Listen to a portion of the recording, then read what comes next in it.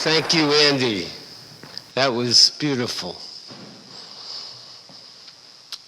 Good afternoon. My name is Jim Neuberger, and welcome.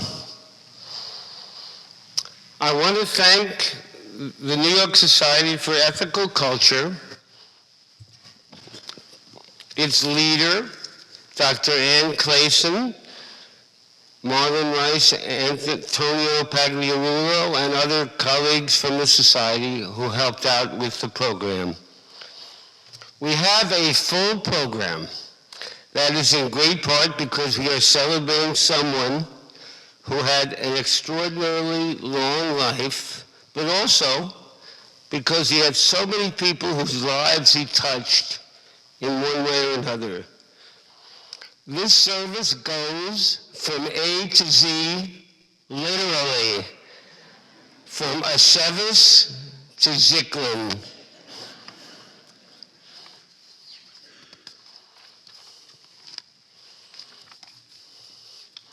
My brother and sister and I decided that we want to be inclusive, that we want people to express themselves. We think that is the best way to really find out about a person. That said, we also asked all the speakers to limit their remarks in time. There is a written program that I hope each of you has. The program will be organized in the final way. First will come family members, then friends of the family who will speak about my father and art. Then will come people who know my father primarily as a businessman. The first speakers are my father's children. My sister, Ann Asevis, my brother, Roy Salant Neuberger, and me. Ann, please. Greetings, everyone. I thank you for being here today to join us in honoring an extraordinary human being, my beloved father, Roy R. Neuberger. All is joy. It is a boy. His name is Roy. Some of you may know that these were the words in a telegram that my paternal grandfather sent to his family and friends on July 21st, 1903, the day his third and last child was born. What a prediction! Joy was certainly one of the main characteristics of my father's personality. We all knew Roy R. Neuberger in different ways. As relatives, business colleagues, art associates, and countless friends. I speak as his adoring daughter. Although Dad was a very busy person, walking in Central Park to his office early in the morning, or to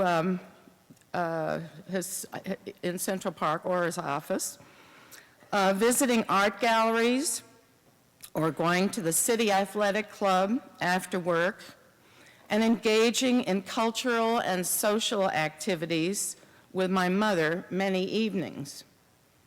But he always was a loving, kind, encouraging father and role model to me, as well as a pivotal figure in my life. As an adult, wherever I lived, my parents loved to visit me and my family often. They took great joy in gatherings with my 3 children and in visiting local sites wherever we were. We also traveled together on several memorable trips, and Dad was always full of enthusiasm and adventure. My dear father had a magnetic personality. He personified joie de vivre, optimism, integrity, and a positive attitude. He was also surely the most generous person I've ever known. I grew up learning at a young age that giving was better than receiving. Roy Neuberger was a shining example that one person can make a difference in the world. In these last years, since Dad became a centenarian, I visited him from Santa Fe every other month. I was amazed that in his 90s and 100s, he was always open to new ideas and visiting new places, as well as his favorite haunts. It was wonderful being with him because he was interesting, pleasant, and still had a curiosity about life. During his waning years, he also retained his sense of humor and occasionally came out with very funny comments. At special celebrations, such as birthday parties we gave for him and my son Matthew's recent wedding, he surprised us all with spontaneous, appropriate, meaningful remarks. He always rose to the occasion. My sorrow has been eased by the comfort of family and friends and the many beautiful notes I've received, but also by the knowledge that my dear father led such a fulfilling, amazingly healthy, long, and happy life, and that he left us peacefully, ready to go of natural causes in his own home. What more could anyone wish for in life and in death? Finally, my father was president of the New York Society for Ethical Culture in the 1960s. Here is his engraved gavel that was presented to him by the Society. I will now say a final loving farewell to my beloved father and bring down his gavel for the last time. Thank you.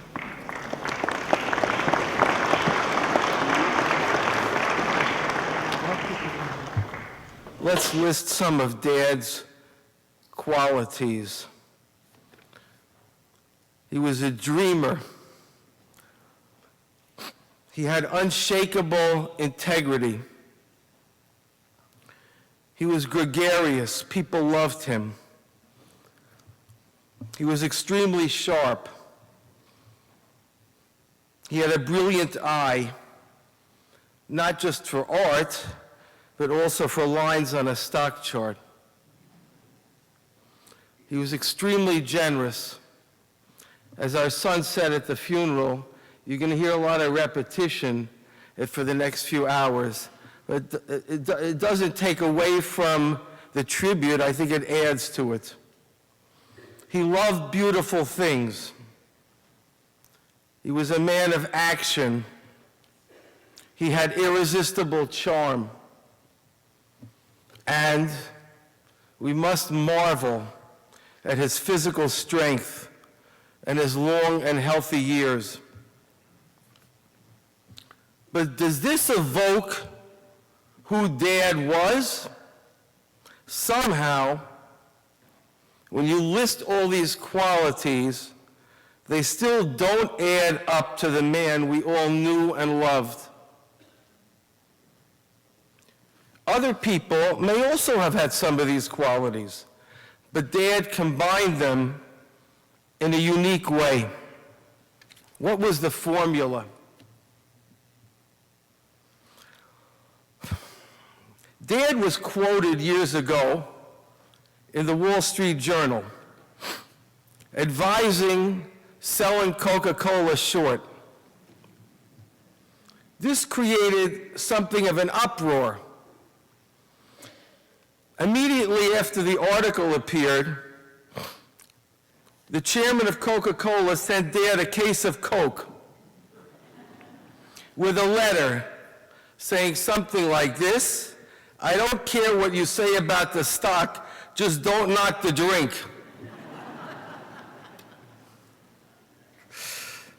In fact, I'm sure the chairman cared plenty what Dad said about the stock, but it was a cute letter. What is Coke's formula? It's a secret, known only to a few insiders and one outsider. His name was Rabbi Tuvia Geffen, and he was called the Rabbi of the South. He lived in Atlanta, where Coca-Cola maintains its headquarters. Amazingly, and this really is incredible, Rabbi Geffen is probably a very close relative of ours. Our mother's grandmother's maiden name was Dora Geffen. She was born in Kovno, Lithuania in 1847, the same city in which Rabbi Tuvia Geffen was born in 1870. Rabbi Geffen was trusted with a list of Coke's ingredients, not only because of his integrity, but because he gave Coke its kosher certification. He may not have known how they were combined, but he knew every ingredient. Every person in this world is made from the same ingredients. Skin and bones and blood, okay, you get it. What makes each of us unique is how these ingredients are combined. No two people have the same formula. In Dad, the ingredients were combined in the most amazing way. He was a passionate man, a romantic. He loved beauty. He desired a beautiful family and a beautiful world. One of his dreams was that I should be the Secretary of the Interior. He regretted to the end of his life, and often spoke about it, that he never visited us when we were fire lookouts at Crater Lake National Park. He loved to walk.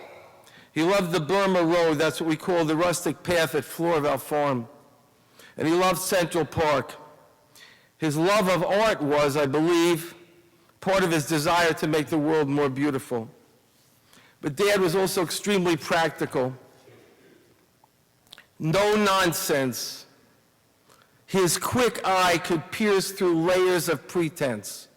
He could be sharp. Sometimes his words could cut you.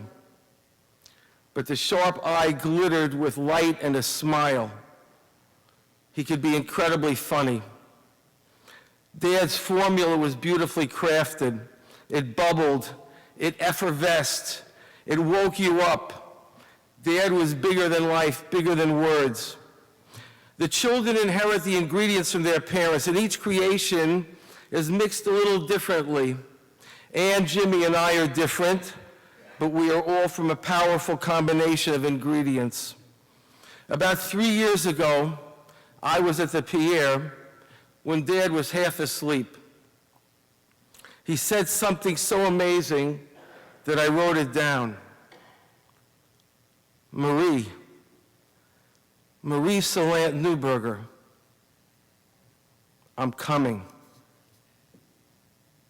Well, Dad, now you've come. I believe that you and Mother are happy together, and I think you're happy with your family. As you always said, there are no lemons.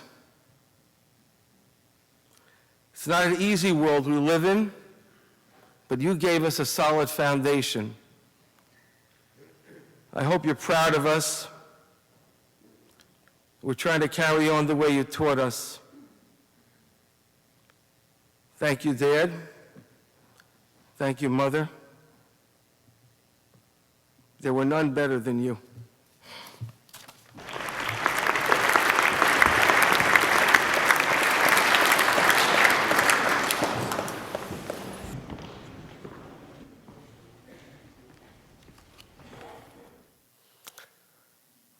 I am not sad. Yes, I miss my father, but what is there to be sad about? Dad's life was as fully realized as any I know. each part, at least starting from adulthood, he loved. I was recently asked if I had any explanation for why he had lived so long. I responded that I thought his head and heart were not in conflict, that he was always able to locate his own intuition and to act upon it. I'm talking here about both trading stocks and buying art. Locating one's inner wishes is not so easily done amidst the din of the marketplace, the high pressure of popular taste, critical opinion, or even colleagues' advice. Furthermore, he had the courage to act upon those instincts. He made many decisions that were criticized, even laughed at, that then proved prescient. Indeed, he earned a reputation in the financial world for being a contrarian, for doing well when the market was doing poorly. And of course, in the art world, he purchased the work of many artists whom no one was buying or appreciating, only to see them soon become icons. I think this heart and head harmony may have added to his years. I am also not sad because Dad found a way to enjoy the last phase of his life, those years after he stopped going to the office. My sister and brother and I had always been concerned about how Dad would react to enforced relative idleness. It turned out to be a long period, more than 8 years, and that he adjusted his life beautifully to completely new circumstances, especially after eye surgery at the age of 103, when he took to reading like a schoolgirl. He had a philosophical attitude about life, rarely getting upset. I'm also proud of the way the family treated my father. We set him up with an active life, occasional trips, family, physical therapy, massage, visits with friends. And I'm proud of my dedication to and respect for him.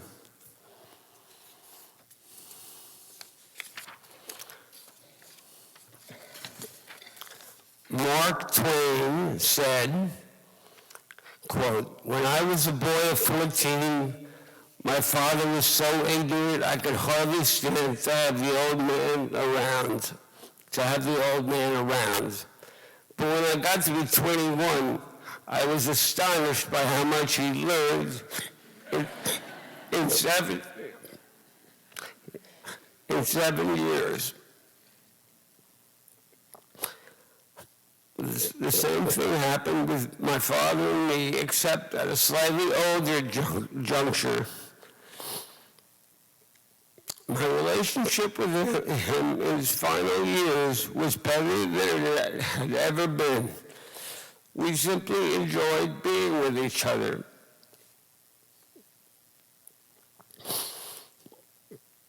I love my father. He was a remarkable man, so generous to so many, yet his values were so selfless. I believe I carry with me many of his qualities. I sure hope I do. But reasons are not why one loves another, so I can't really say why I love him, but I do. I will miss him terribly, yet I am not sad.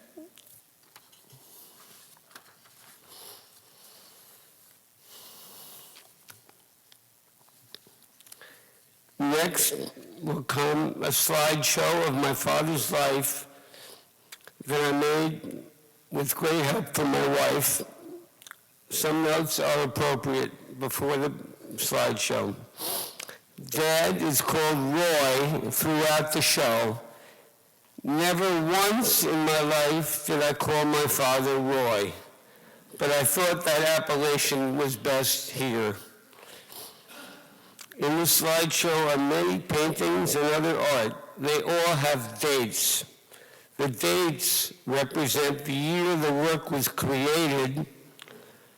One can estimate the date that acquired each piece by its placement in the narrative. Finally, Kathleen Landis will accompany the show at certain junctures on the piano.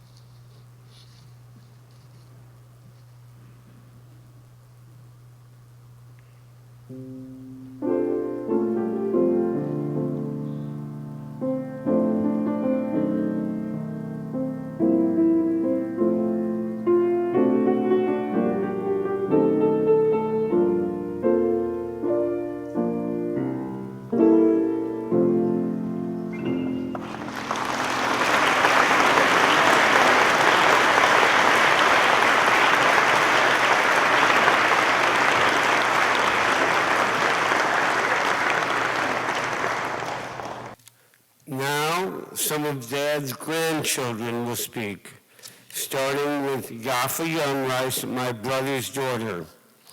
Then Ari Neuberger, my brother's son. Next will come two of my sister's children, Andrea London Zwagenbaum and Matthew Roy London, who will present his photographs of his grandfather. We are here today to honor a legendary man whose life has inspired and enriched so many. A great man. A man who was a New York City tennis champion. A man who defied the fearsome 29 crash. A man who amassed a vast and fabulous art collection.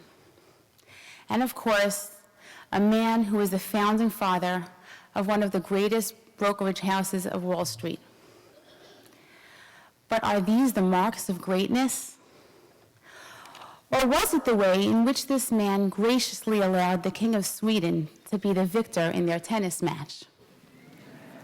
Or was it what this man did with his wealth, the way he used it, not for his own power or prestige, but to support struggling living artists? Or was it because Neuberger Berman became synonymous with honesty and integrity, an extension of the essence of this man? Or was it the way he truly loved and was deeply concerned for the welfare of his fellow man, beloved friends and family? Or was it the way in which he sat his little granddaughter on his knees and lovingly read to her Dr. Seuss's If I Ran the Zoo? Grandpa, these are the marks of your greatness. May we learn from your example. In the name of my husband, Ushi, and our children, we love you. May your memory be for a blessing.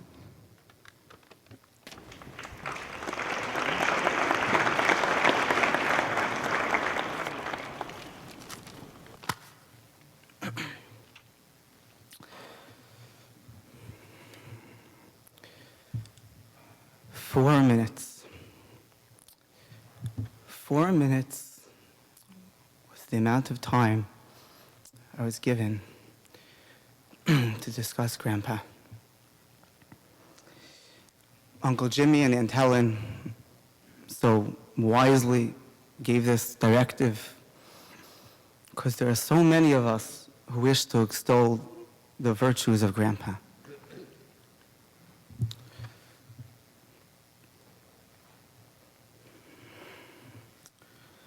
But how does one consolidate 107 years of accomplishment into 4 minutes? Should we discuss his sterling integrity, his sharp wit, his ability to overcome being orphaned at the tender age of 12? Each of these things could be discussed for 40 minutes, let alone 4. But no. I wish to mention the thing that to me is perhaps the most amazing thing about this amazing man.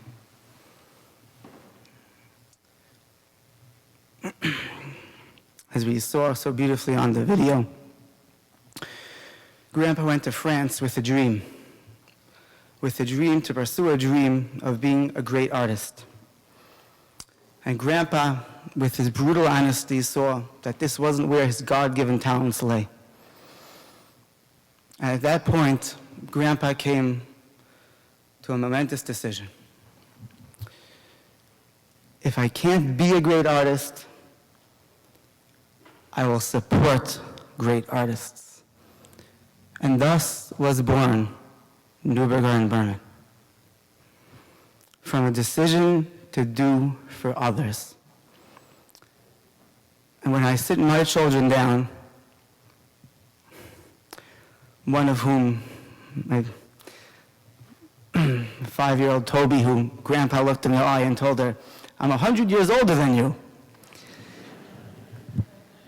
When I sit my children down and tell them about their great-grandfather, they're not going to give me more than 4 minutes either. But I want to tell them that you should just know, Grandpa did for others. And by keeping this lesson that we learned from Grandpa, we will be able to hold on to and keep Grandpa's memory alive forever.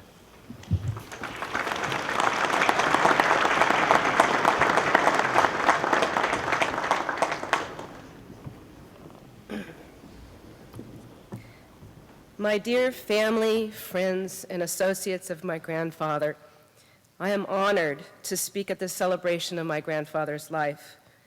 As one of many people whom my grandfather, Roy R. Neuberger, inspired, I have had 54 wonderful years of encouragement, love, and true wisdom from him.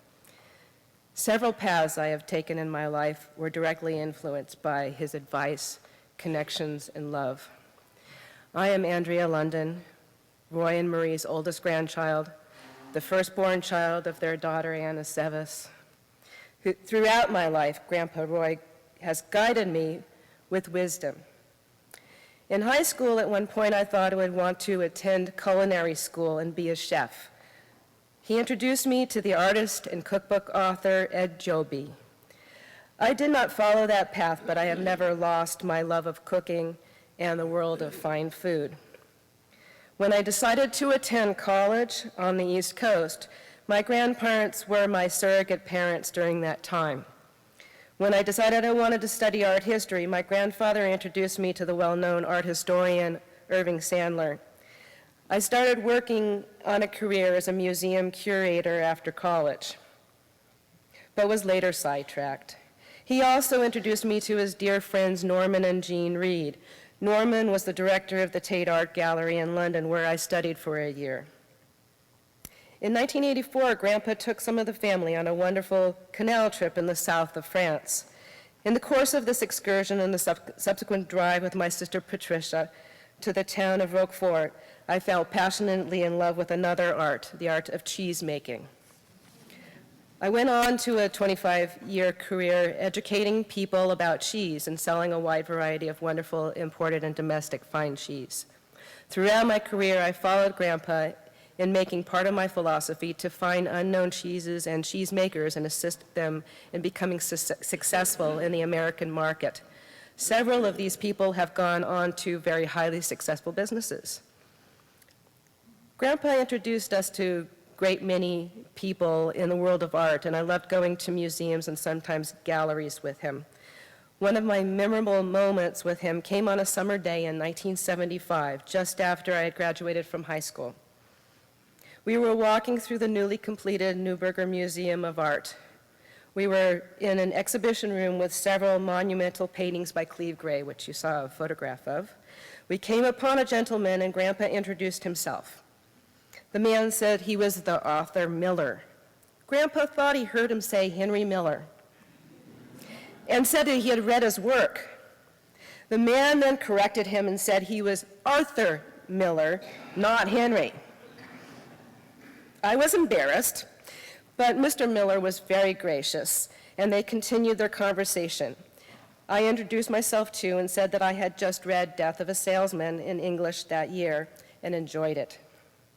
Grandpa's legacy in giving joy in life, friends, art, and culture will live on for many of us for years to come. Thank you very much for being here for this celebration of my grandfather's amazing and wonderful long life. And thank you, Grandpa, for your love, encouragement, and belief in me and many others.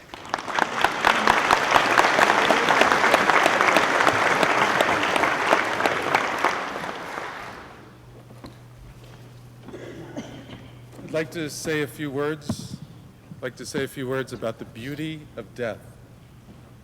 Borrowing from Aristotle, a syllogism. To be born is beautiful. To be born is to die. Therefore, dying is beautiful. And then, to paraphrase Epicurus, death is nothing to us, for all good and evil consists in sensation, but death is deprivation of sensation. And therefore, a right understanding that death is nothing to us makes the mortality of life enjoyable, not because it adds to an infinite span of time, because it takes away the craving for immortality. For there is nothing terrible in life for the man who has truly comprehended that there is nothing terrible in not living. Death, the most terrifying of ills, is nothing to us, since so long as we exist, death is not with us. But when death comes, then we do not exist. It does not then concern either the living or the dead, since for the former it is not, and for the latter are no more. This echoes the earlier words of the Bhagavad Gita, and again to paraphrase, where on the battlefield Krishna says to Arjuna, "You speak sincerely, but your sorrow has no cause. The wise grieve neither for the living nor the dead. You were never born. You will never die. You have never changed. You can never change. Unborn, eternal, immutable, immemorial. You do not die when the body dies." Grandpa had no fear of death. He knew his time was coming, and he went calmly. He accepted his death calmly. But as a culture, we tend to fear death and to do our best to avoid it. I think this is a pointless endeavor. We will all be successful at dying. And by living in fear of death, we also fear life itself. For life and death, like day and night and yin and yang, are complementary and inseparable. By embracing death, we can truly embrace our lives. transcend death and live in the ever-unfolding present. Grandpa has only left his body behind, but he still lives on. He still lives on in all of you, and he lives on in my middle name. Roy R. Neuberger's life is like a stone dropped in an ocean, just one man among billions. Yet the ripples of that life have traveled far. And through his wisdom and generosity, he has touched countless people, artists and lovers of art, investors and lovers of profit and loss, adventurers and lovers of life. His beautiful life will live on in his beautiful death. And I've had the great fortune of living with my grandfather for the last 10 years, and I'd like to share with you some personal moments. So this was a few days before he passed away, and we were up with my wife Sylvia and him sitting in the living room, and he was just there, happy. Sometimes he was quiet, sometimes cracking jokes, and it was just a very beautiful, very, very beautiful time together. Always have a backup. There we go. We spent a lot of time in the park. It was one of his favorite things. I would push him around in the wheelchair. We'd go up in the ramble and all over the park. Once we did a full loop of the park in his wheelchair. Took him to the Brooklyn Bridge. It was cold.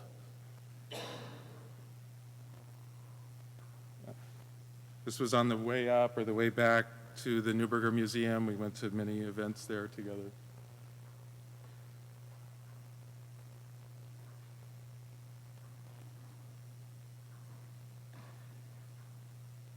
It was a magic experience living with him because not only did we get to know each other better as grandfather and grandson, but also we became friends. And it was a very beautiful experience to have both of those relationships together.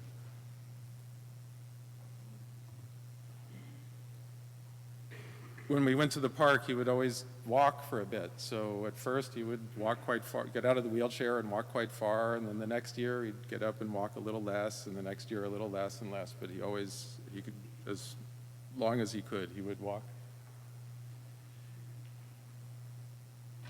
This was on his birthday in 104th, something like that, 5th.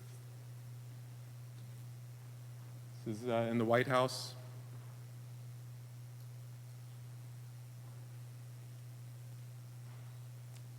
After he recovered from his surgery, he went back to the office. And he spent the afternoon there, and that evening he went home, and I said, "Do you want to go again tomorrow?" And he goes, "No, that's it, I'm done."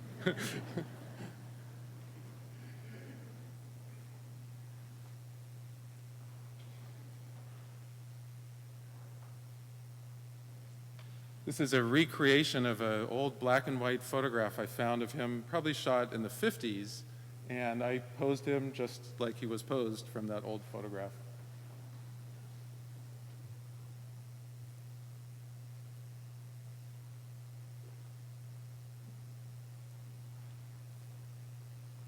And this shot was just a little over a year ago.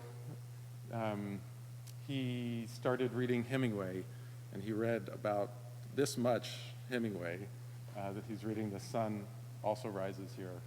And this is the memory I like to keep of my grandfather. So thank you very much.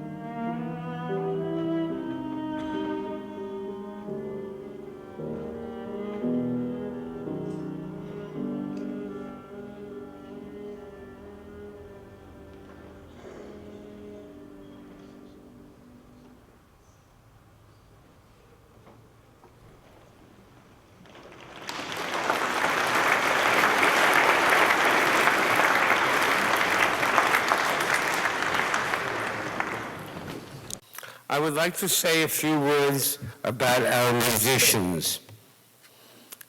Kathleen Landis is a pianist and singer who became friends with my parents and indeed my whole family even before she started playing at the Hotel Pierre. Andy Stein, our violinist and violist, is a lifelong friend of the family. Indeed, our mothers knew each other for almost virtually very close to 100 years. And Andy's father wrote that last piece of music, which is called Floraval, which is the name of which is the name of our home in the country.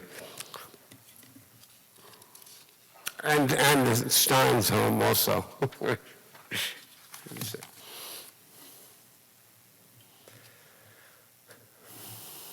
My father's known family is very small. It consists of the Potter family.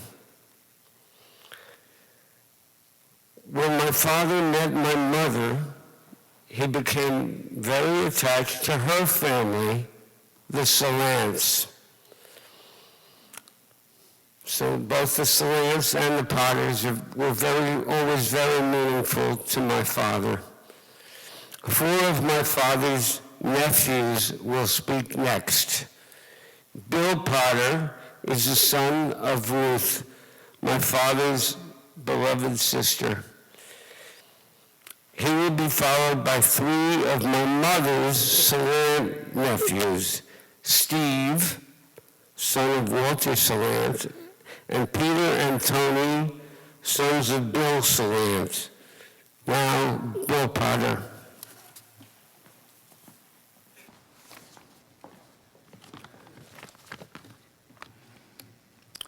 Hello, I'm Billy Potter, Roy's nephew. It's nice to see so many friends and family here. As you all know, Roy was orphaned at age 12, and he came to live with my mother, Ruth, who was 11 years older. As my mother told me, Roy was always very critical of her dates and would hang around and be a pest.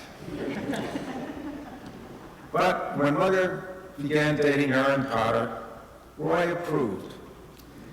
And in fact, when they were married in 1919, Roy moved into their new apartment with them and stayed on for several years. As is well documented, Roy left NYU after 1 year to work for B. Altman's department store before taking off on a 4-year jaunt to Europe to study art. My mother said to my father, "I have failed. I have raised a bum." But my father had faith in Roy and said he would have done the same thing if he had had the opportunity. When Roy returned to New York City in 1929, he wanted to get into the industry where all the Americans were making their fortune.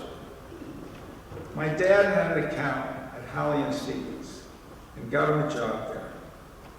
It was there that Roy met Bob Berman and Marie. The rest is history. I lost my dad when I was 15 years old. Roy not only became a surrogate father to me, but a mentor and a friend. He never interfered in my life, but was there for the big decisions. He influenced my choice of college and made sure I studied Ray McDodd at business school. In 1950, when Roy started the Guardian Mutual Fund, my mother and I were among the first investors. Every year, my mother would give $3,000 of Guardian Mutual Fund to my children. As evidence of how well Guardian did under Roy's tutelage, all three of my children were able to buy their homes with the proceeds of that investment.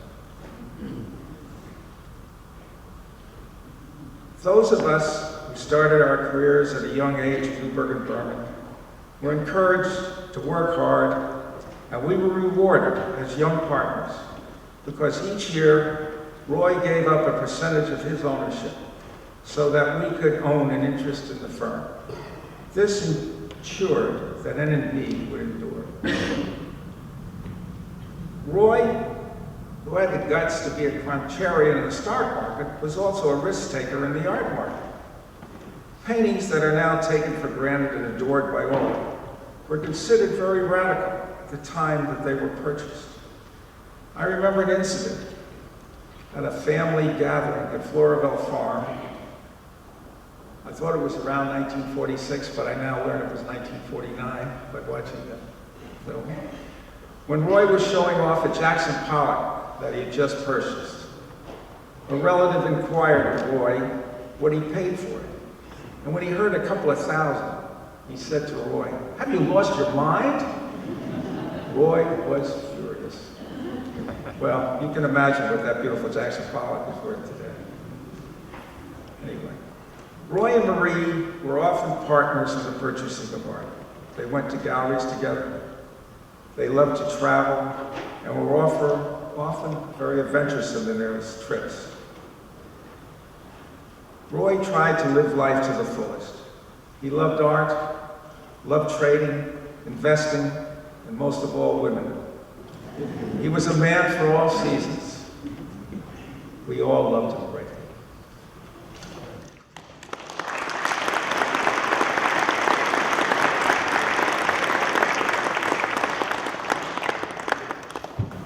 My name is Stephen Salant. My father's sister Marie had the wisdom to marry Roy Neuberger when she was 24 years old, and they shared a life together until she passed away nearly 65 years later. Given the bias in the Salant family towards educational credentials, I imagine marrying Roy was in some respects a daring decision for her. A man with no PhD, not even a college degree. But the intelligence, vitality, and personal insight of her 28-year-old bridegroom were already apparent. He knew himself well enough to realize that he lacked the talent to be a great artist, but to realize that with his keen eye for good art and sharp business acumen, he could support great artists. So he returned from several enjoyable years in Europe, determined, as he later wrote, to enter an arena about which I knew absolutely nothing, Wall Street. He must have been a quick study because 7 months later, when the market collapsed, Roy was short RCA. And by the end of his life, he had the satisfaction of having accomplished his goal of supporting struggling artists, and his achievement earned him honorary degrees and even the Presidential Medal. My family lived a couple of hundred miles away in Washington, D.C. So as a child, I saw the Neubergers mainly during summers in Vermont, where my cousins were fellow campers, and at Floravelle Farm, where we picked vegetables and I learned to drive a tractor with its clutch on the floor and its hand-operated accelerator on the steering column.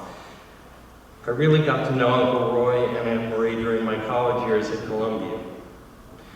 They made clear that I could visit whenever I wanted. I would mainly visit during exam periods, and I would stay for several days.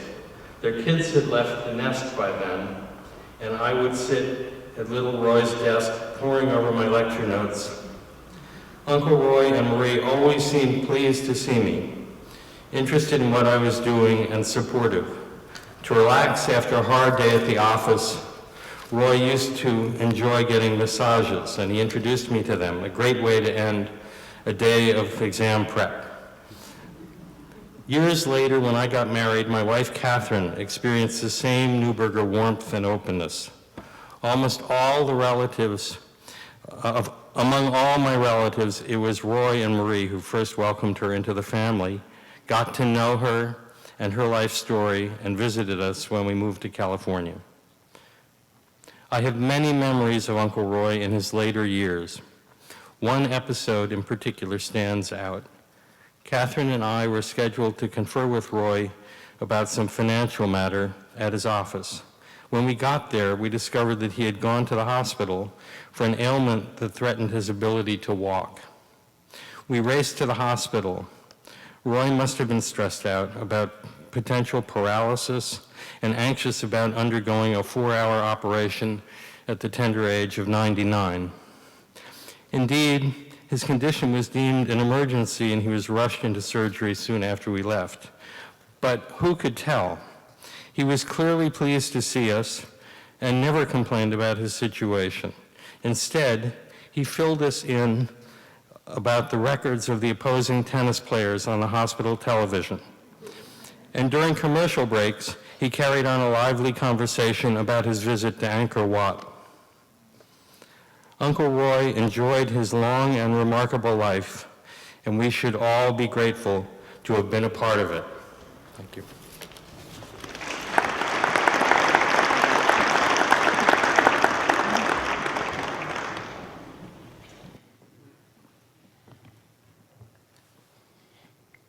Good afternoon. My name is Peter Salant. My brother Tony and I are here representing this branch of the Salant family, with our mother Dorothy and brother Nick, along with my wife Karen and daughter Carly. Roy Neuberger has been my uncle for over 53 years. He was always there, always available, always interested. Life without the presence of this wise man in my life is different. It requires adjustment, as it must for us all. My grandfather, Aaron Salant, had 3 children, all of whom attended and graduated from schools here at the Ethical Culture Society. Since my father, William Salant, passed away when I was 9 years old, yearning for connections to him has been extremely important to me, especially as a boy. My aunt and uncle, Walter and Edna Salant, were very important conduits to him. The Neuberger family and my Aunt Marie and Roy and Uncle Roy were so important in fostering that connection to my dad. For that, I give many thanks to them all. I was born here in New York City. Coming here is so familiar and yet so strange without knowing Roy is present. He loved this city, its great Central Park, its museums, and its people. In Roy's life, people were all important. He repeated this to me during our many times together as adults these past 40 years. I believe in people, he would say. When in his presence, we each felt his love, his warmth, his caring. This was expressed not only in his love of art, but in the wonderful company he built with many colleagues at Neuberger Berman.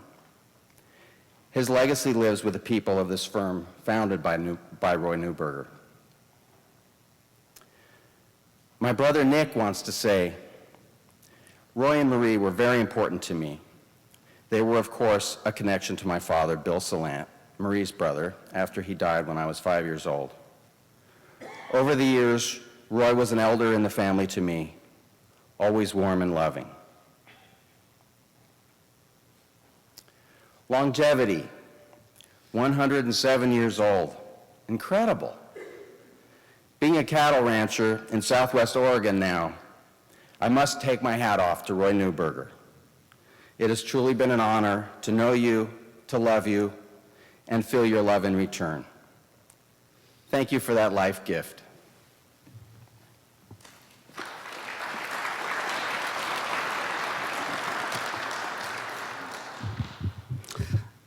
Hello, everyone. I am Tony Salant, and here with my wife Liz and daughters Georgiana and Isabella. I'm honored to be here today to say a few words about my Uncle Roy's amazing life. As many of you know, my father Bill died in a car accident when I was only a year old. Marie and Roy were always a link to my father. Whenever I visited, Roy would always recount wonderful memories about him. He once brought out a family photo of my dad coming back to visit in his military uniform as a member of the OSS during World War II. Roy always talked with pride about the distinguished work my father and his colleagues did during the war to contribute to the victory in Europe. Roy had a very close connection to the Salant family and took much interest in what my brothers and I were doing. He was like a father figure from afar, and I always treasured the visits with him, whether it was at his office discussing the stock market or later years in his apartment watching golf and telling him about my daughter's golfing careers.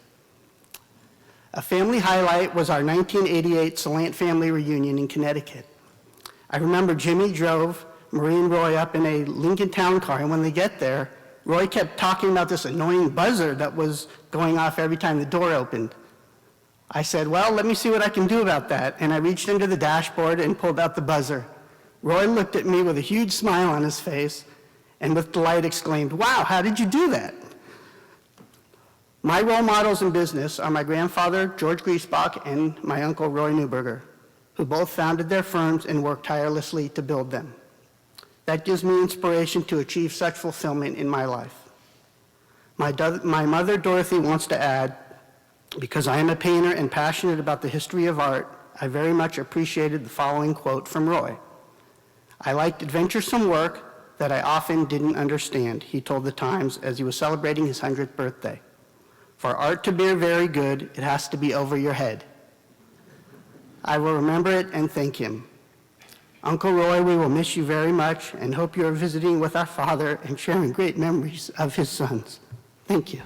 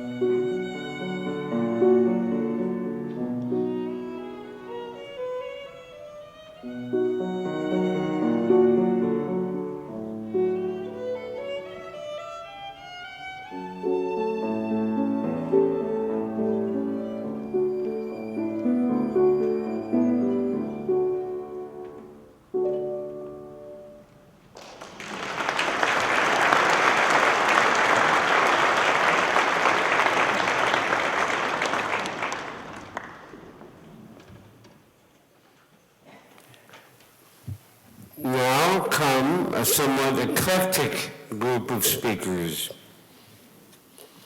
Agnes Gund was for many years president of the Museum of Modern Art.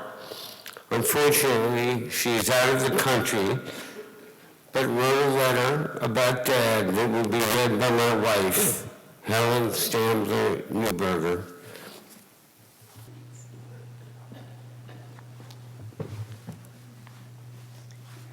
Dear Jim, I was so fond of your father. Roy Neuberger was a true American original, lively, personable, effervescent, hugely successful in business, and wonderful as a friend and family and father. Roy's joy and friendship was a treat for me. I basked in the glow of Roy's kindness to me. I always loved talking to him about art, as to me, Roy was a special work of art. What I enjoyed most about Roy was his unbridled passion for beautiful art. Where others collected art for social reasons, Roy loved it and lived it. He amassed an astounding collection of significant works. He made art in the workplace a corporate tradition at the investment firm he founded. He talked to anyone who would listen about the beauty he saw in great artworks and the talent he observed in great artists. He was a true crusader for the culture that many of us think is so important to sustain. Roy's crowning achievement, of course, was the wonderful Neuberger Museum of Art and Purchase. I was so pleased that he persuaded Philip Johnson to design this imaginative structure that is so pivotal in the community, so important for our region, and so much a testament to Roy's vigor and vision. Roy Neuberger continued as a force in the arts community well past his 100th birthday. He was a unique contribution to culture and to the broader society, and his role and his spark will long be celebrated. I wish I could be with you to honor this incredible man. With best wishes, Aggie.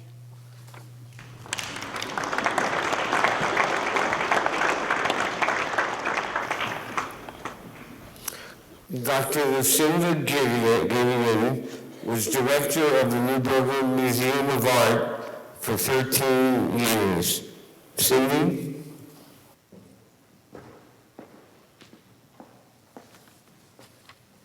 Good afternoon, everyone.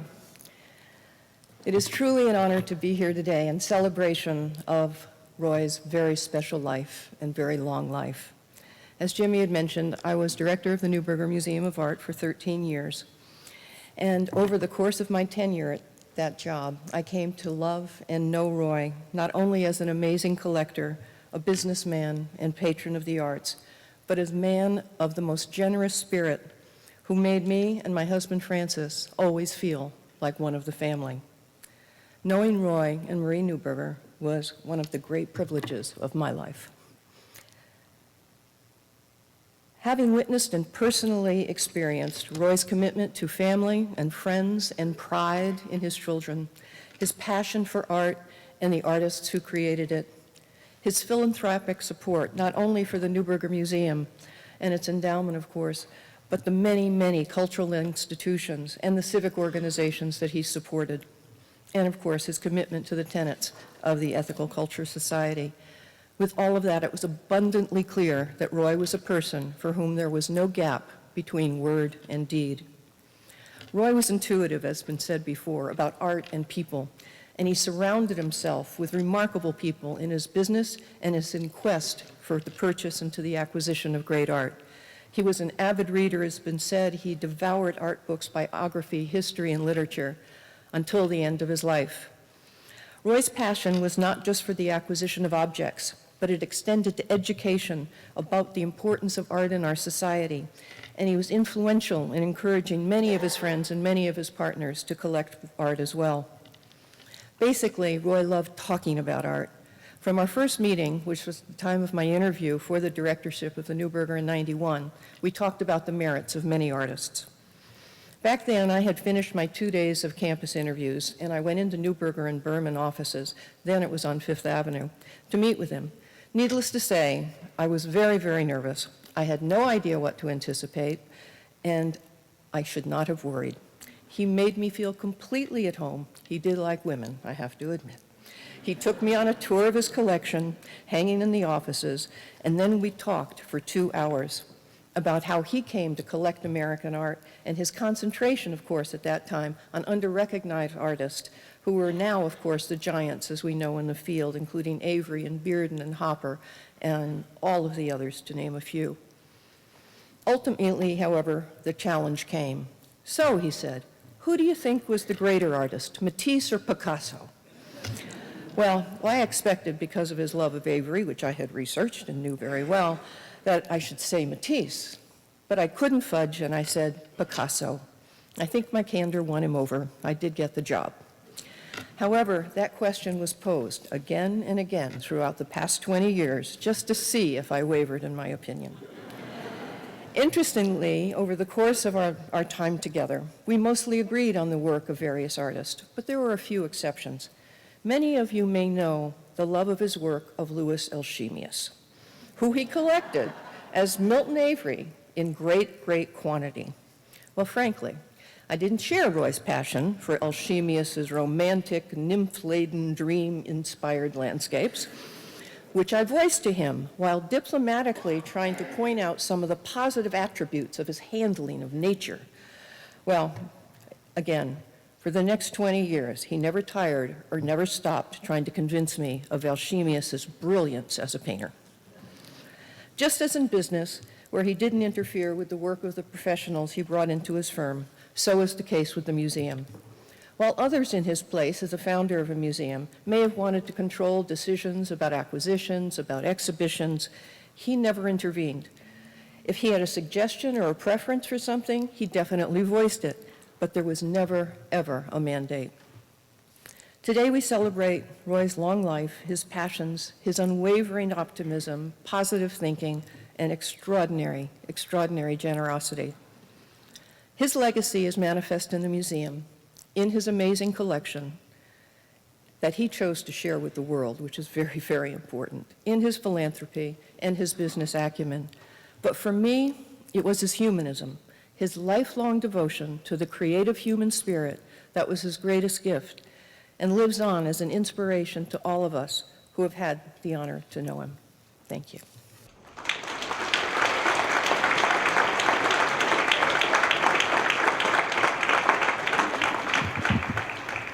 My wife, Helen Stanley Neuberger, is chair of the board of the Neuberger Museum of Art. Good afternoon, dear friends. Roy had great gifts: enthusiasm, encouragement, wisdom, strategic instincts, generosity, an ability to love and nurture into the future a wide variety of people and institutions, and he had deep moral and social convictions. Roy loved to share his great gifts with all of us, and did so with modesty and with more people than we will ever know.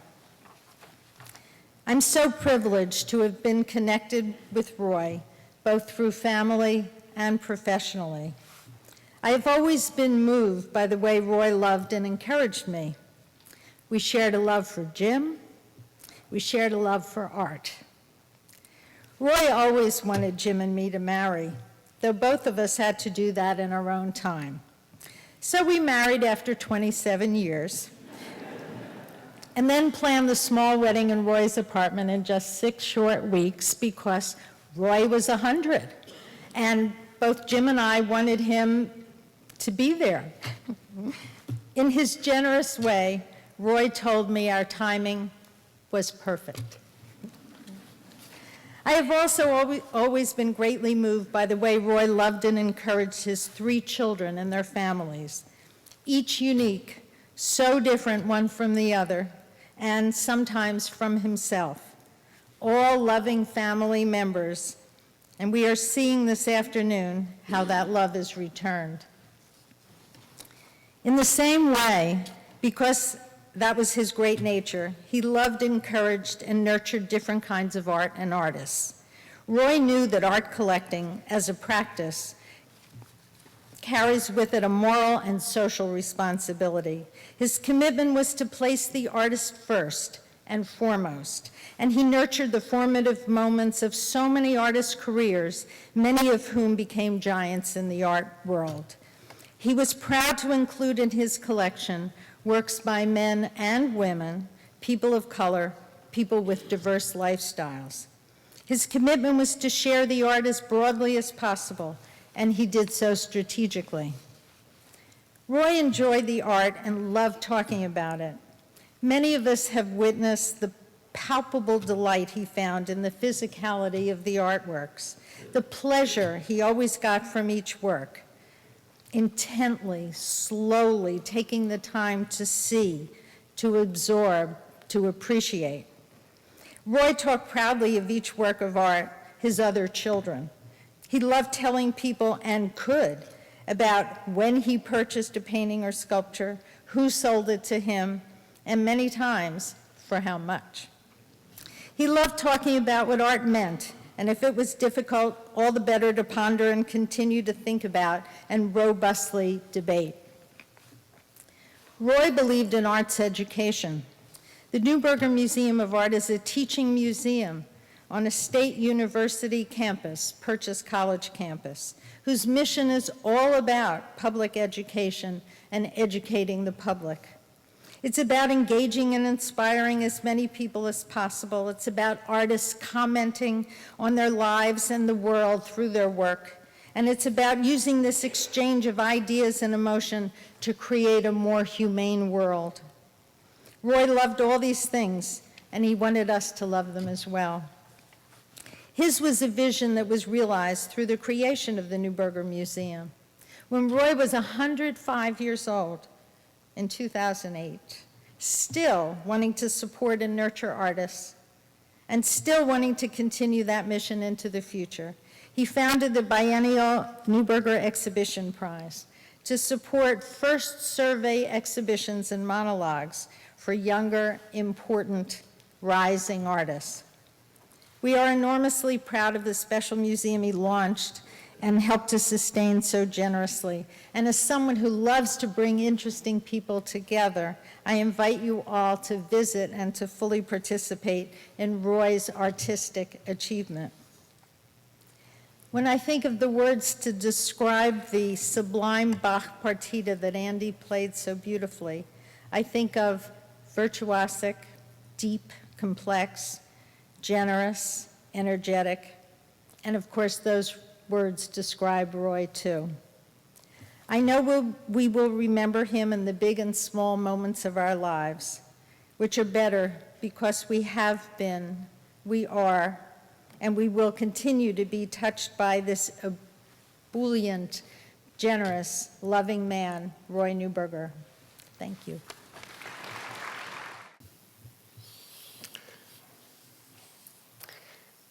Andy Strauss is one of the sons of Jerry Strauss, who was Dad's oldest and dearest friend. Andy? Hi, I'm Andy Strauss, son of Jerry and Kitty Strauss, and I'm delighted to be here to share a few memories and reflections on my dad and Roy, the Strauss-Neuberger connection, which is now about a century old. My brother Tom is celebrating his 40th anniversary in South Africa. He expressed his disappointment that he couldn't be here with us today. In my dad's 50th birthday album, which is buried someplace in Tom's apartment, there is a picture entitled The First Crossing. This is not a picture of the Titanic, but it might have been taken around the same time. The first crossing refers to my dad's first crossing of Broadway, unaccompanied by an adult. The picture is of two boys crossing the street. The shorter was my dad, who wound up being taller. And the taller was Roy, who was entrusted with ensuring Dad's safe passage. My grandma Hattie was a pretty tough cookie, and I would have liked to have been a fly on the wall with the instructions she gave to Roy on how to proceed. When we find the album, I'm going to check the date, but I'm guessing it was around 1913. When I was young, I was so unaware of the nuance of relationship that I couldn't tell you why they were great friends. I never spoke to my dad about it. It was just there. It was always there for me. Rather, what I saw and remember were the rituals that came from the friendship. The Neubergers attending our annual German-Jewish Christmas party, the annual fall visits to Floravhal, raking leaves, 2-on-2 touch football with Jimmy and Roy S., Tom and Jimmy. You'll have to correct me if I'm wrong about this. And Roy S. and me. The teams were always the same. I think. I count on seeing Ann every 5 years at our Fieldston reunions because we graduated 10 years apart. The memory of these rituals have cemented my connection to Ann and Roy and Jimmy. It's a lifetime connection that will always be there no matter how often we see each other. A couple of years ago, I made my annual trek from Boston to spend Thanksgiving with Tom and his family in Westchester. I had not seen Roy Sr. for some time, but I wanted to introduce him to my son Ben, who was then about 21.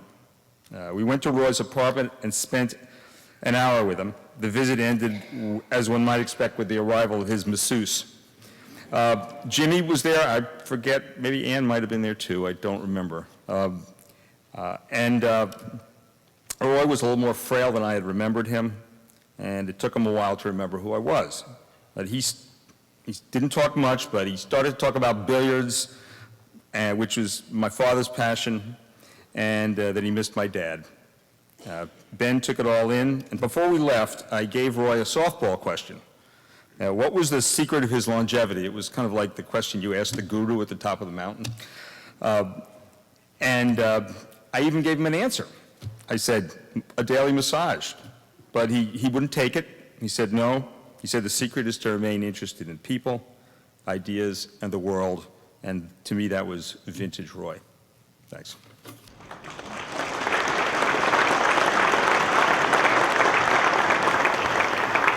Walter Eberstadt is a retired partner of Lazar Frere and morning walking companion of Roy's for a quarter of a century. Walter. Dear Neuberger and Salant families, I'm really grateful that I've been allowed to speak today. Roy was such a big factor in my life. For the best part of a quarter of a century, we met every single morning at the corner of 5th and 79th Street to walk through the park to work. Roy came from 993 5th, I came from 1035 5th, and Harry Kahn, the third in our trio, from 79th and Park. No one ever had to wait. It was a wonderful way to start our working day. Roy, needless to say, dominated the conversation.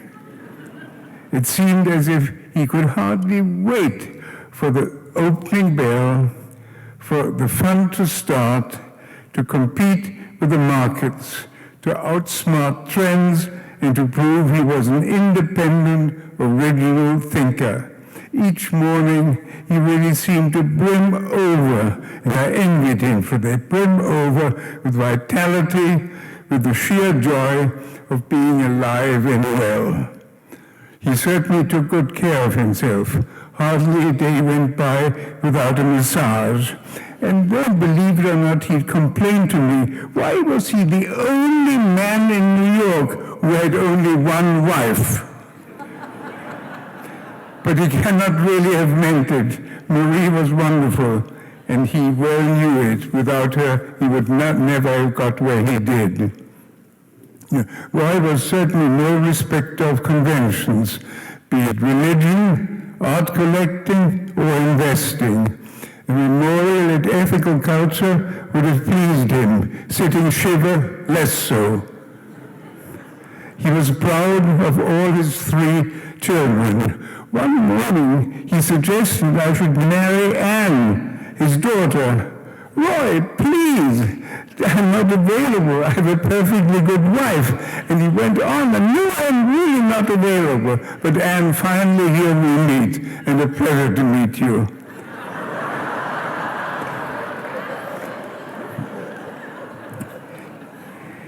Art collecting was perhaps even more important to him than the stock market. And if he liked an artist, he'd buy his works wholesale. If he liked a stock, he'd buy it wholesale. Once in a while, I'd show him a painting I thought I might be interested in buying, and he always warned me, remember, an awful lot of pictures have been painted over the centuries, and not many of them have been worth collecting. He thought my own tastes, and I think he was right, he thought my own tastes were too conventional, was it in my style of investing or in collecting art.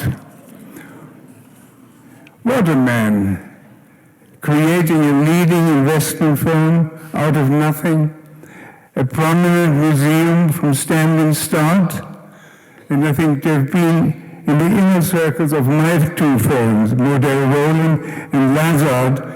You had to speak either German or French, and to be in the inner circle of Neuberger and Berman, you had to be under 5'6". Roy, you enriched many lives, and we shall miss you.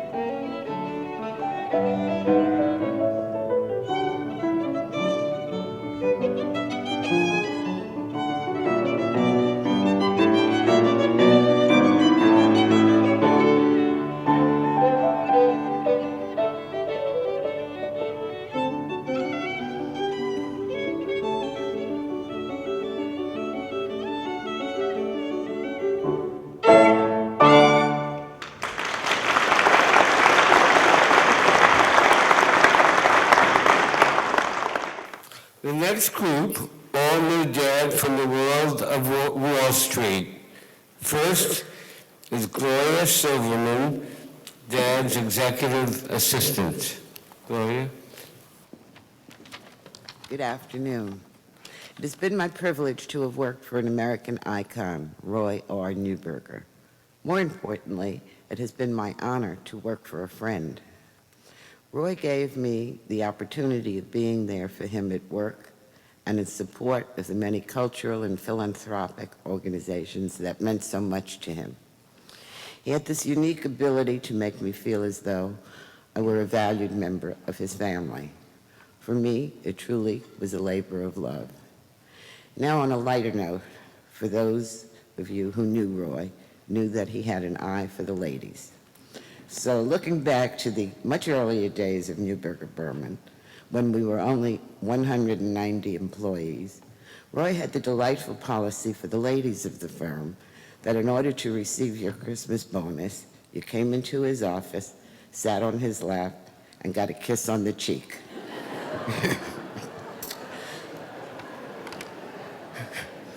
It's true.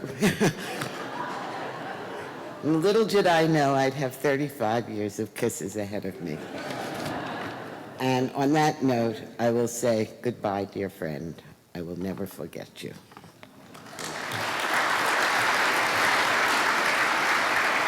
Fred Stein is a longtime friend of Dad's. Fred? I had the pleasure of meeting Roy first in 1962 with Ira Langston, whose daughter is here today. And I came to Neuberger sometime after that. And I had a lot of affection for Roy, and I tried to visit him as often as possible. And as Walter Eberstadt said, the first group of partners at Neuberger were not tall, but basically, Roy, when you stood on his integrity and his accomplishments, he was a giant.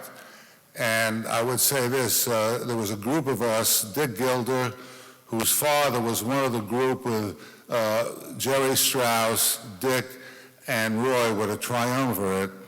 And Dick Gilder and I started to make Roy throw a birthday party for Roy when we asked him who we'd like to have from Wall Street.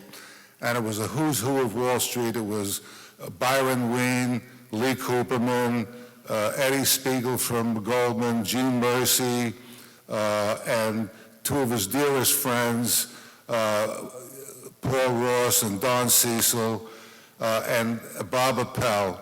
And when I talk about Bob Appel, I'm led to a story that Bob and I went up to see Roy, and Bob hadn't seen Roy for about a year and a half, and I'm sure he hadn't seen Helen for a much longer time. And, you know, when I think about Roy, before I tell the anecdote, you know, he lived to be 107 in 5 years. And it was an unusual 107 because at 99, as you know, he had an operation on stenosis of the spine about 2 weeks after we had this party. And he then stopped trading because I used to run into him before that and in the elevator and on his way home, and he'd say, I'm really tired. I really traded hard today, you know, at 98 and 99. It was very tough for him not to go to the office. So Bob and I go up there, and Bob, we walk in, and the first thing Roy says to him, and this is when he was about 105, hi, Bob, how's Helen? Now, a lot of people, I have trouble remembering names of some of my good friends these days, but Roy, up to the time he lived, up to the time he was 107, had an exemplary life, and he had, I always think of him as the biggest lust for life of anybody I know, and he was a big hero to me. And then one other short anecdote, Dick Gilder, who we knew since he was born, after the 2008 break, and I went up to see Roy, and Roy says to him, because the one thing about Roy was, he said what he wanted to say and what was on his mind, and it was a straight talk, and he made it brief. And so he said to Dick, I understand you're a very, very rich man. And Dick said, after the last year, I'm only modestly rich. And when I think of Roy and I think of his life, It's the greatest celebration of life, and I think he was the most unusual man I have ever met.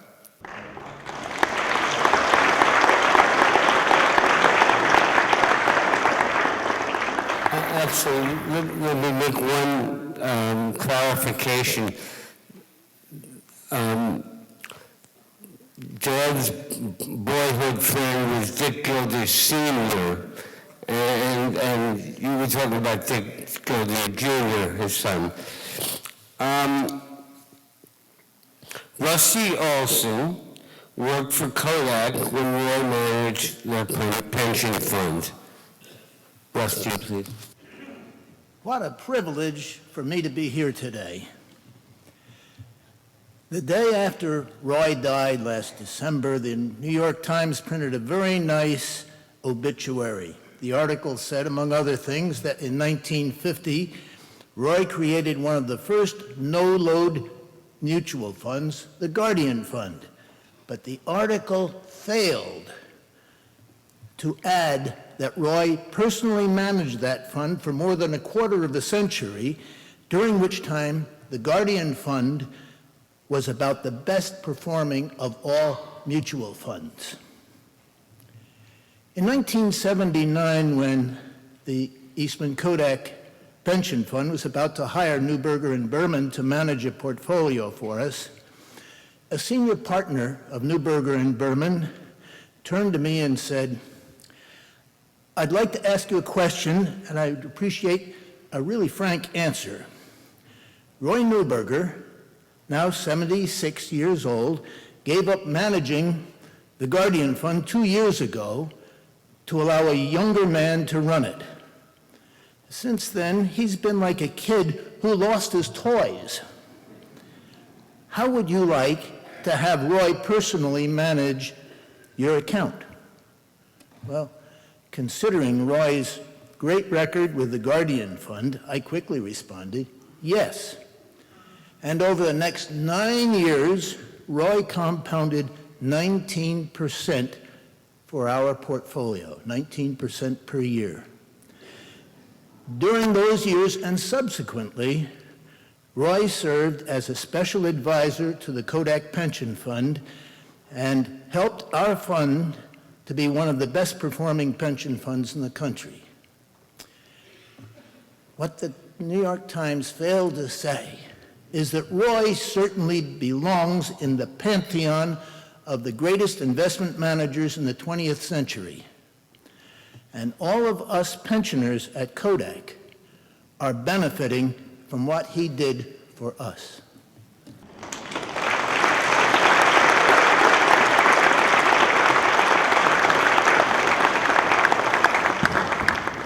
Jeffrey Bolton is a longtime money manager at Neuberger and Berman.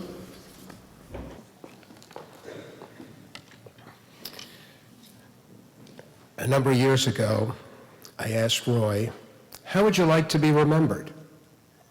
Well, he was startled by the question, and he, without hesitation, said, "Well, first and foremost, I'd like to be remembered as a good person. Secondly, I'd like to be remembered as someone who achieves success in his endeavors. And thirdly, I'd like to be remembered as someone who knew his limitations." Well, I found that pretty perplexing, and I first thought, well, maybe he recognized his weaknesses. But then I realized he was a man who recognized so many things, like the time he left Paris because he realized he was not going to be the great painter he dreamt about being. He started a firm, and he surrounded himself with the very best people he could find, people that could do things that he could not do. And the rest is really history. You've heard a lot about his accomplishments and his successes in art. But as far as investing is concerned, he was unparalleled. I remember when I first started in 1987, October 19th was the worst day of my life. Market was down about 20%. I was sitting in a boardroom at 522 Fifth Avenue, and in those days, we used to phone in the orders to the traders. Well, all hell broke loose. And instead of phoning the orders, because the traders would couldn't even get off the phone, people came in and they threw the tickets. Red tickets were sell orders, and there was a sea of blood. Market was down over 20%. People were selling, and all of a sudden, there was a pack of black or blue tickets, buy tickets. I went over to the desk, and I said to Tony Polano, "Who in the world could be buying now?" Tony looked at me, winked. He shouldn't have told me, but he said, Roy is covering his shorts and going long. That means he was in there buying. 2 years ago to the day, March 13th, 2008, I was requested to go up and see Roy. I really felt pretty good about it because I was going to see him. Roy is now 105. We're in the worst bear market of my lifetime. I had 55% in cash. I really felt, boy, was I in good shape. Here I was protecting the estate, doing the right thing.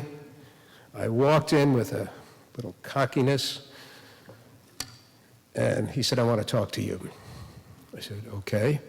He said, "Why do you have so much cash?" I said, "Roy, the world's coming to an end." I didn't want to tell him that I was trying to protect the estate.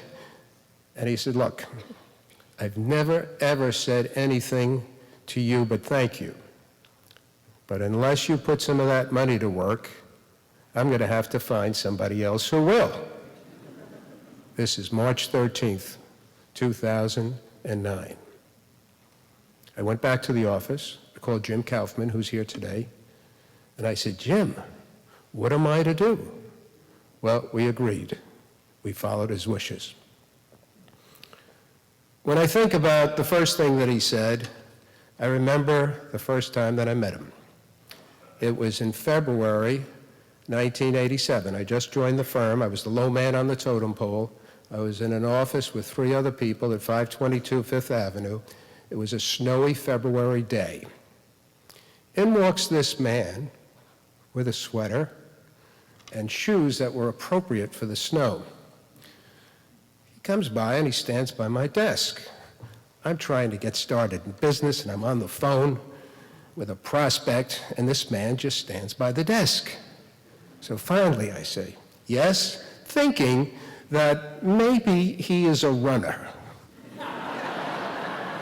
Because in those days, retired gentlemen wearing sweaters and such shoes were probably runners. He said, "Well, I'm Roy Neuberger, and I came here to introduce myself to you and wish you good luck." To try to honor a legend is very difficult. When I think of Roy, I think of the man, the real person, the man with a twinkle in his eye, the man with that knowing nod. He got it. He was my friend. He would do anything for me. It's been a great pleasure. It's been the greatest pleasure of my life to have known him. He's impacted me more than anyone I could think about. And when I think about the way he wanted to be remembered, well, I'll remember him. But I'll remember many more things. But one thing I can promise you, I'll never forget him.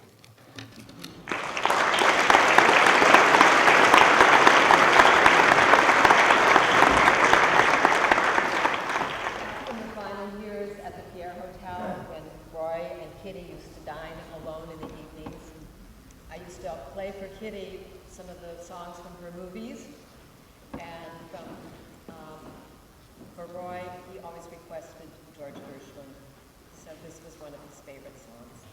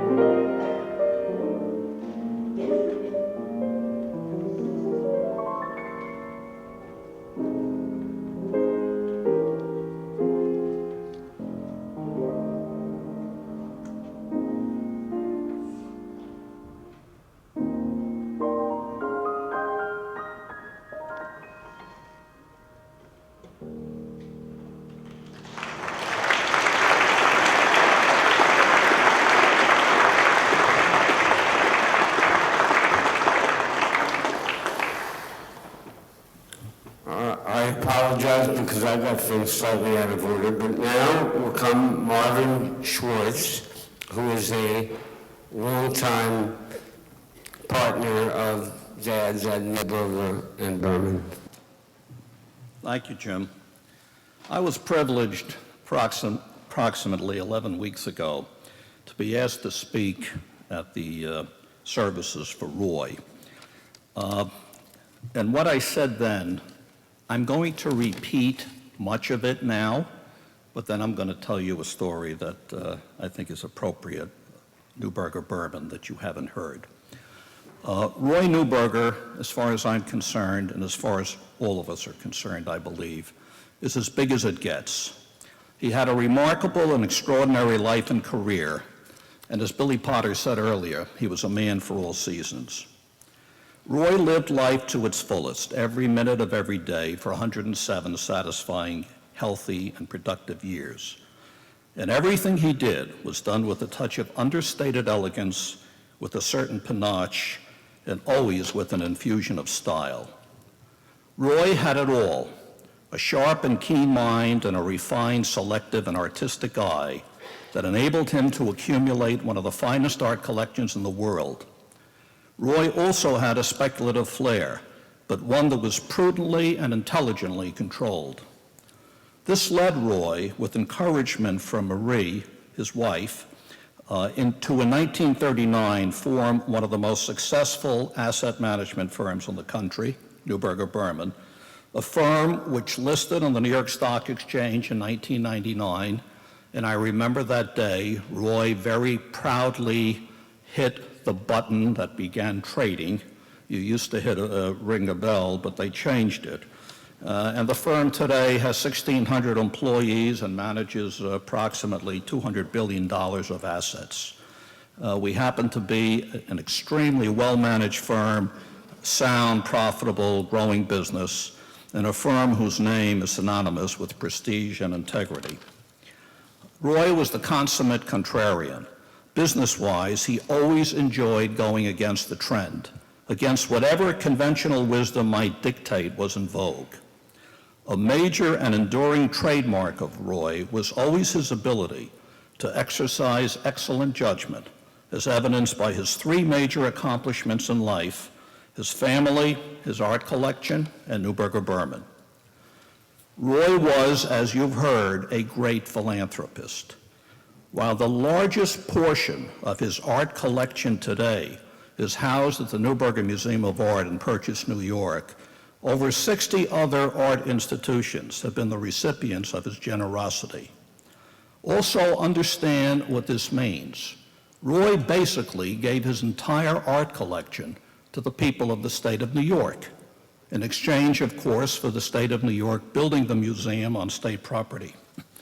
Roy was a legend in his own time. He did almost everything on a big scale, and he did it right. He always seemed to find the right track. In art, he collected first-rate artists, almost exclusively American living artists, and in business, he hired wisely and with good judgment. Roy was all about passion. He always did exactly what he wanted to do. He decided at a young age to go to Wall Street, and he did that with much fervor and success. How does anyone follow in Roy's footsteps?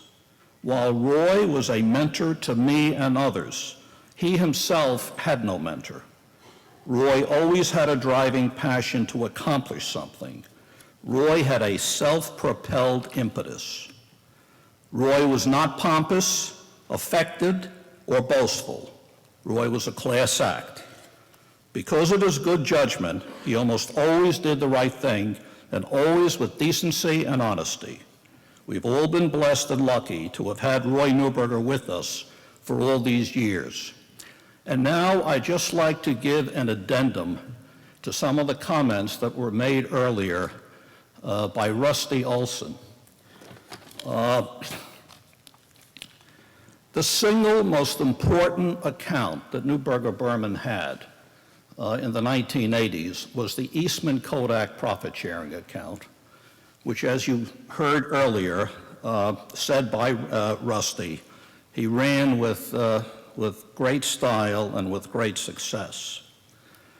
On October 19th, 1987, well, let me just back up. In the beginning of 1987, Roy Neuberger decided that the market was overpriced, and he began to sell short in the account of Eastman Kodak Standard & Poor's futures contracts. At that time, there were not many pension funds in the country that permitted the short sale of either stocks or futures contracts. But Eastman Kodak was one of the foremost funds in the country, and they permitted this. And Roy decided that the stock market was overpriced, and he started selling short futures contracts. Well, the market proceeded to keep going up, but he sold these contracts in January and February and April and March, and by the end of August, the S&P index was up 30%, or 29%, which is absolutely remarkable for a 9-month period. And at the end of August, the Eastman Kodak account was the single worst performing account at Neuberger Berman, and I was on the executive committee, and the executive committee gets called into session, and the subject was, what are we going to do about the Eastman Kodak account and about Roy Neuberger? Now, in all fairness, the account was up 13%, but in the asset management business, if the market's up 30%, and you're managing a 100% equity portfolio, and you're up 13%, you have deep, deep trouble. We did the right thing. We did nothing. We were absolutely petrified of suggesting to Roy that he undo these contracts, and we kind of kept our fingers crossed. Then fortunately, on October 19th, that day, the stock market went down 23% in one day. Understand that if you go back to 1947, there was never a single day between 1947 and October 19th, 1987, that the stock market went down more than 3 or 4%. And here in one day, it went down 23%, and Roy began covering these contracts. And as I understand it, by the end of the day, he covered all of the contracts. Eastman Kodak was the single best performing account that Neuberger had on a year-to-date basis. And then Roy did the absolute ultimate. The following morning, he walks into the office of our managing partner, Larry Zicklin, who's going to follow me. And he says, Larry, I want you to know something. I've just gone through one of the most horrendous experiences of my life. I'm 84 or 85 years of age. I never want to go through this again. I'm going to resign managing the Eastman Kodak account. Roy wanted to end up on the top, and he did. Thank you.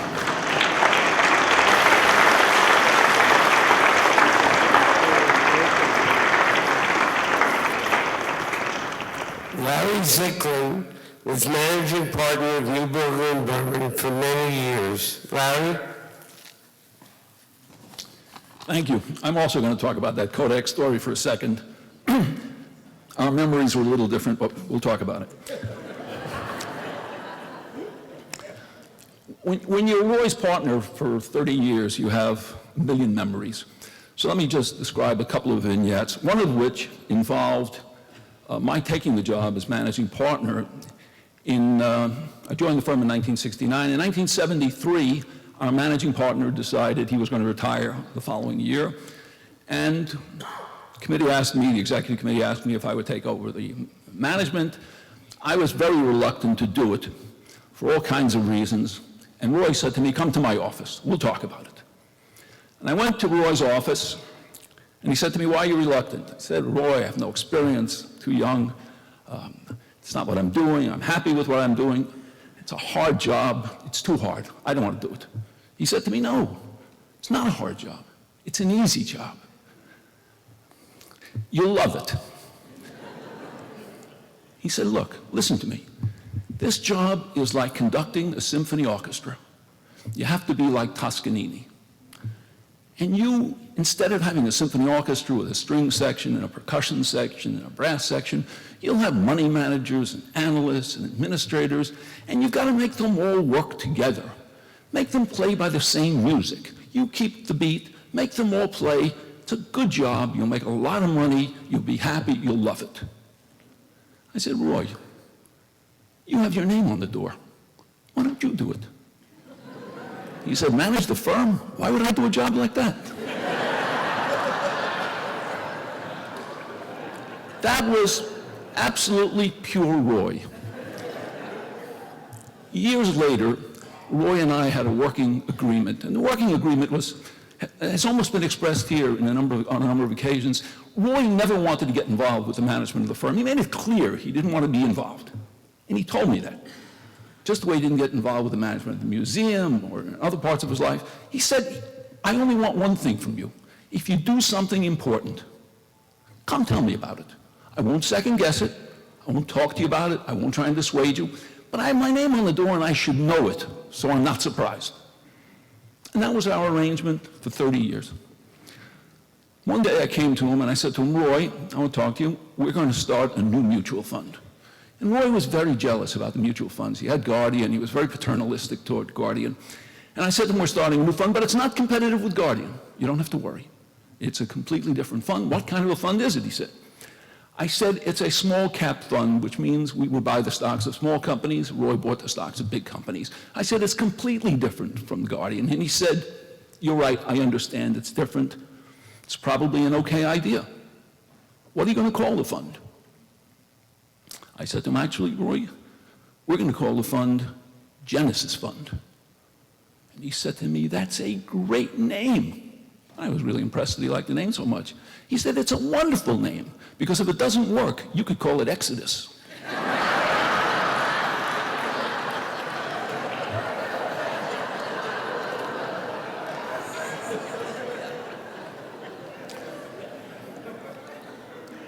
We talked about Roy's honor and living up to a certain code. I'm not sure this was legal when we did it, and I have no idea if it's still done today, but we became very worried at Neuberger about all the conflicts we had because so many people internally were trading, investing. We had hundreds of employees, we had partners, and we were investing the money of outsiders, pension funds, individuals, and we worried about the conflicts. And the executive committee, in my judgment, in its great wisdom, imposed a rule, and it was a very simple rule. Not sure it was legal, but I'm sure the statute of limitations has expired by now. But the rule was that on any given day, no insider, partner or employee, would ever receive a price better than any client, no matter when the stock was traded during the day. So if somebody traded at 10 o'clock and somebody traded at 4 o'clock, we would switch the prices and give any client the benefit of the doubt. About 2 weeks after we imposed the rule, we sent a notice out.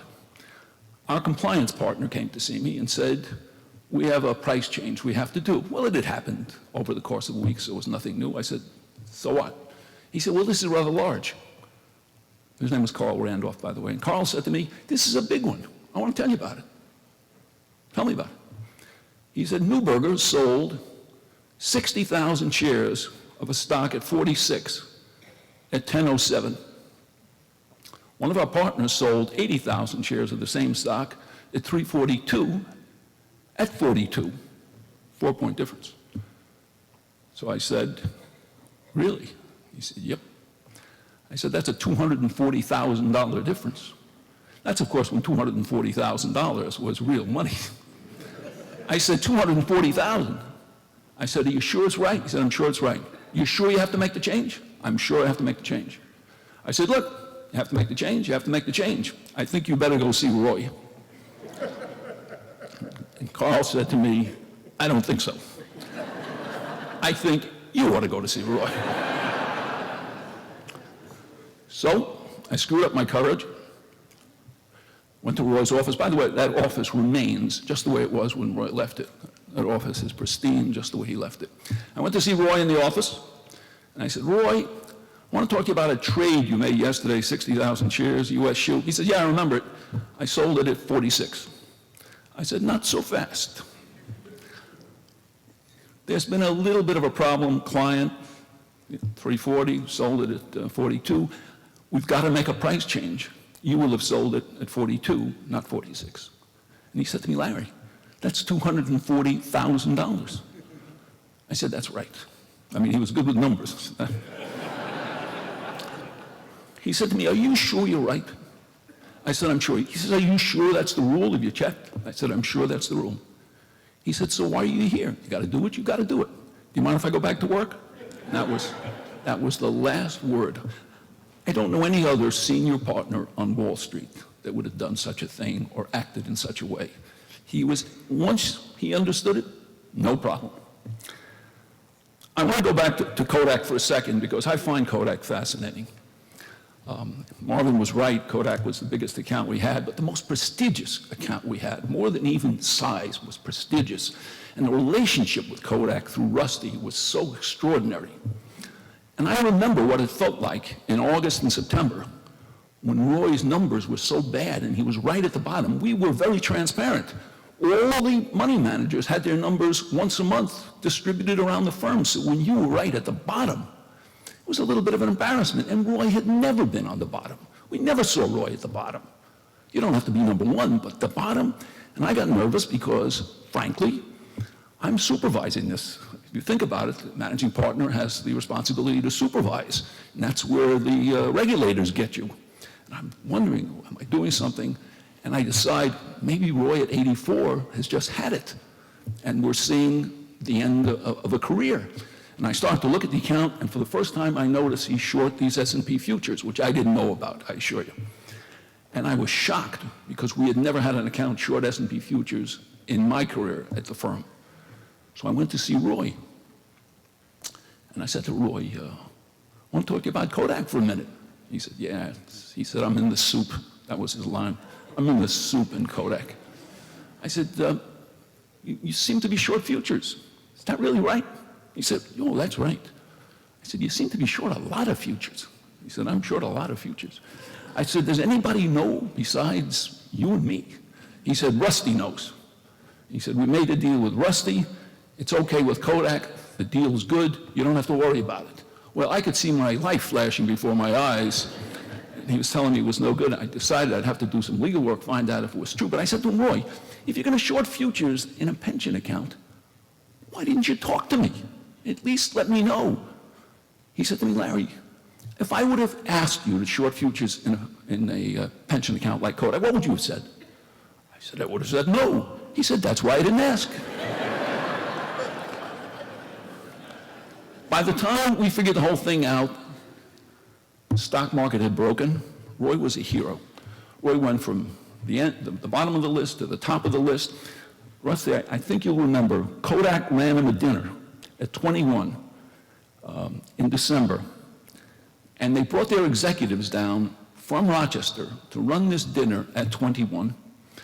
And they feted him, and there were talks and speeches, and they even presented him with a portrait that they had commissioned of Roy. And my recollection is, and who knows, maybe Marvin's is better, but my recollection is, at the end of the evening, I said to Roy, how are you getting home? And he said, I don't know. I said, let me get a cab, I'll take you home. I get into the cab with Roy, and he turns to me, at least that's my recollection, and says to me, Larry, I want you to do me a favor, find a substitute, I'm out of here. I'm giving this one up. And I looked at him and I said to him, Roy, you can't be saying this. You've just destroyed everybody in the pension fund business. All our managers have hurt. You've come out on top. You've done it all right. Kodak came down, Washington, a dinner, a commissioned portrait. I mean, you won the game. He looks at me and said, Larry, you think I can do this twice? And he was gone. He was out of the business. As usual, Roy's timing was excellent. For 30 years, his timing was excellent. His whole life, his timing was excellent. And the amount one could learn from Roy in the course of a career was enormous. I learned a lot about investing from him, but more importantly, I learned a lot about life from Roy. For all of those of you who didn't have a chance to work with him, you have my sympathy. It was a hell of a ride.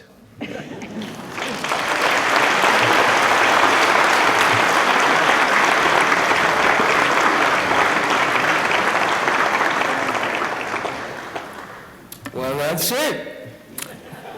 Thank you so much for joining us this afternoon. Thank you very much.